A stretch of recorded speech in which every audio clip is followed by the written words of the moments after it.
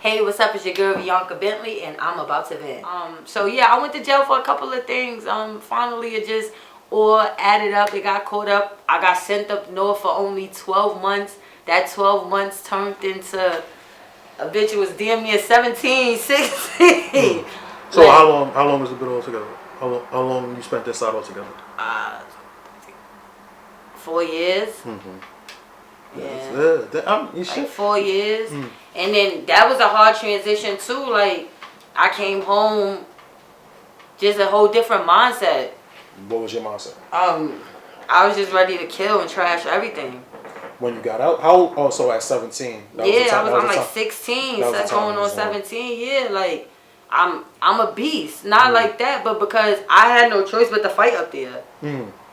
So everything was the slightest thing you was ready to. I was ready to pop it off, and that's how I came home. And I just kept getting into just kept going to jail, just really going through a spiral, just going down. It was crazy, but it was life. What was your rock bottom?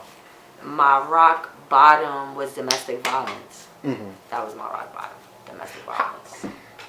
Okay, so like before we, that's a I'm like.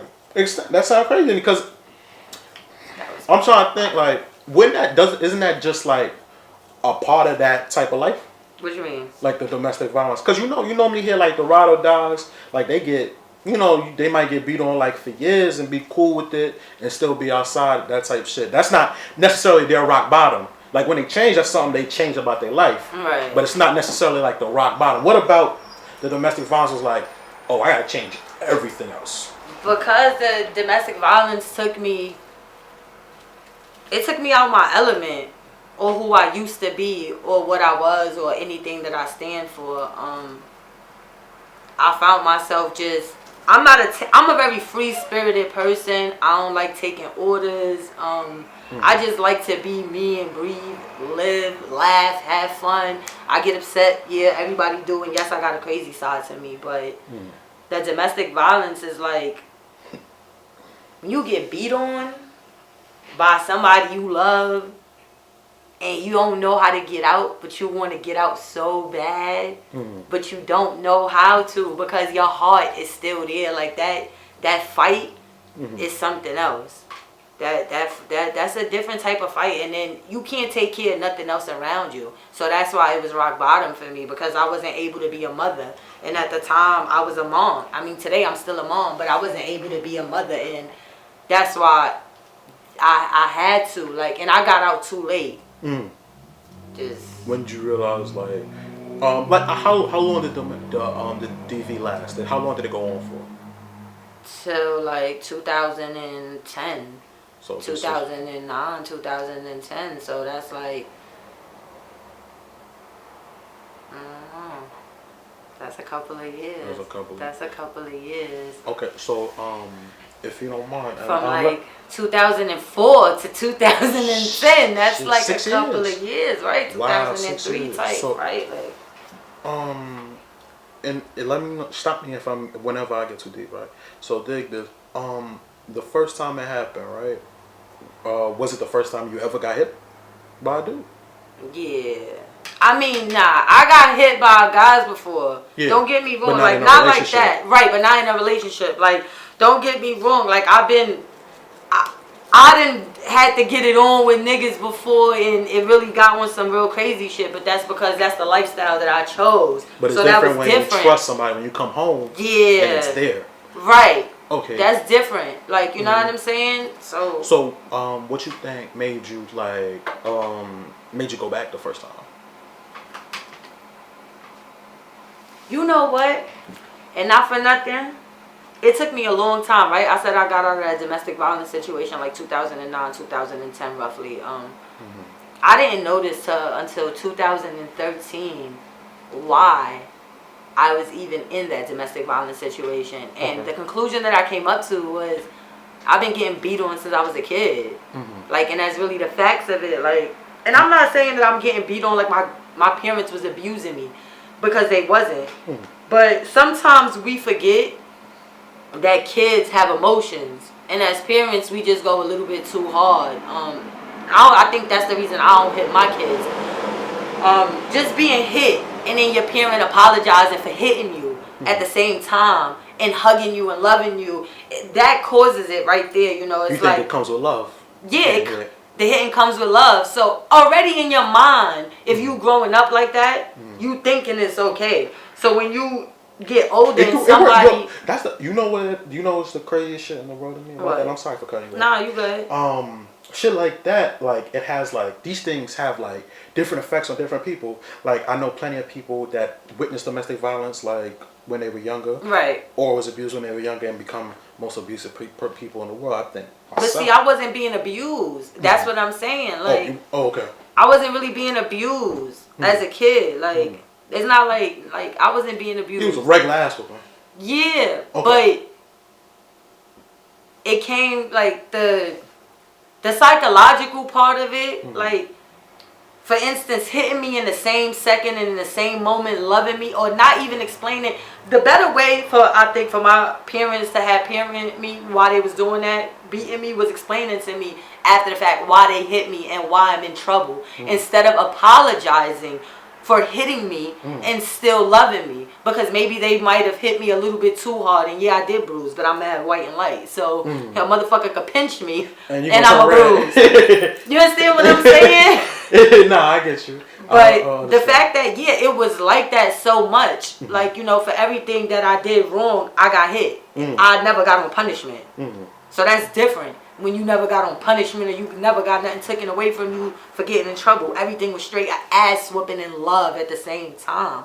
And you took that and you transferred that into your relationship. Yeah, so kind of. Yeah. So was it affection after he hit you? Yeah. It was kind of like that. It was a cycle of that. Yeah, it was a cycle of that. Like, I remember one time. Yo, this is crazy. I remember the one time the nigga, I'm in the bathroom with the door locked because I just knew he wanted to fight, son. And the nigga was arguing with me over pussy. Like, it was so dumb. Like, and it was crazy because, like, why wouldn't I give you no pussy, nigga? Like, yeah. You understand what I'm saying? He was just tripping for no fucking reason. But the nigga dead hit the, like, you know, the back of the fucking hammer through the door, and my head was just, like, right there. Like, okay. Yeah. Oh my God. So these times. That shit was just crazy, like. But I was crazy too. Yeah. So you was dishing out as much as you was taking. Yeah, I wasn't dishing out as much as I was taking. Nah.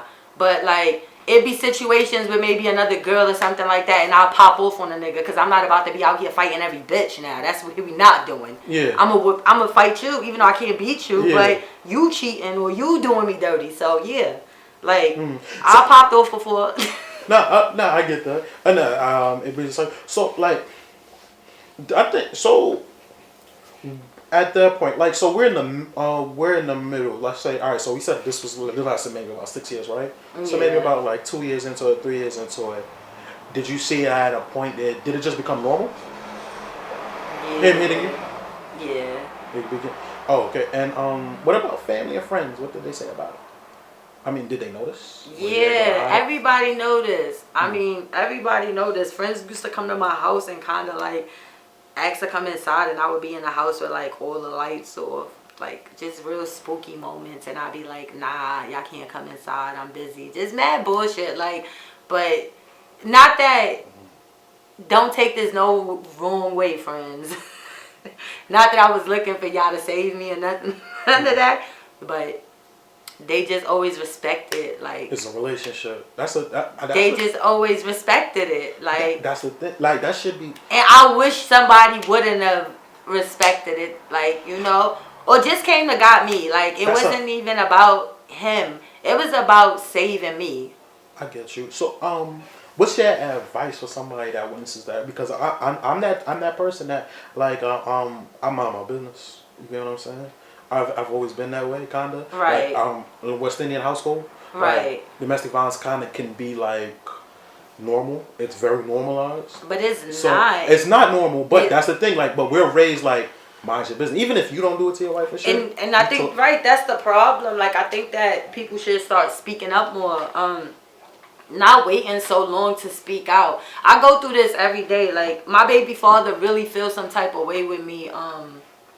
when I tell people that he knocked out my teeth. Like, he be like, oh, you could tell them it's none of their fucking business or da-da-da-da. But it's like, curious minds wander. So I don't want you to think I'm a crackhead or I was on drugs or some other shit. This ain't so, that. right. No, this is not that. This was a nigga that was mad because I didn't want to be with him no more and he knocked him out. Like, straight. I tell the story the way it is. Like, and I tell him, if you don't want me to talk about it, you would have fixed them shit. You would have manned up and did what you had to do. You didn't? Oh, well, I'm talk about it. Yeah, sure. Like, you know what I'm saying? So I just feel like people should speak up more.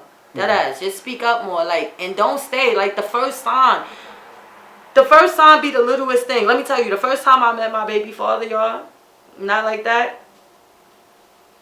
me and him was talking in the hallway. He smacked M&M's out my hand. And I snuffed him and broke his glasses. That was a sign right there. Early. We wasn't even talking yet. Yeah. Where the fuck do y'all go from there? How the fuck? Right, you understand what I'm saying? I'm trying to figure out. No, how the fuck did you guys start talking after that? Like, right, you understand what I'm saying? Like, you're going to tell me how the fuck did y'all start talking after that? Nah, this story, that's one thing. Like, I can't imagine. Like, I get snuffed and I'm like, oh no, that was sexy. Right, like, you understand what I'm saying? Like, and as a grown woman now, like, I would have been like, no, you some dysfunctional ass nigga. Yeah. Like, I just hit you, bro. Like, I just hit you. Like, what are you doing? Right, you know? Yeah. But being so young like that, and then not really was out here fucking on a whole bunch of niggas because I'm coming straight from jail, so I was fucking on a whole bunch of bitches. Yeah. Like, it's like, I don't know. I just fell into that shit. Like, I was in, I don't know. Oh, okay. I got you. It was at that time when I was like, before he was my man or my baby father, like, it was just, I was really having fun. I was in jail for a long time and I really was just having fun and got caught up. Something serious. Like, we both did. We both made decisions that we both could have walked away from plenty of times. Like, even the first time he hit me.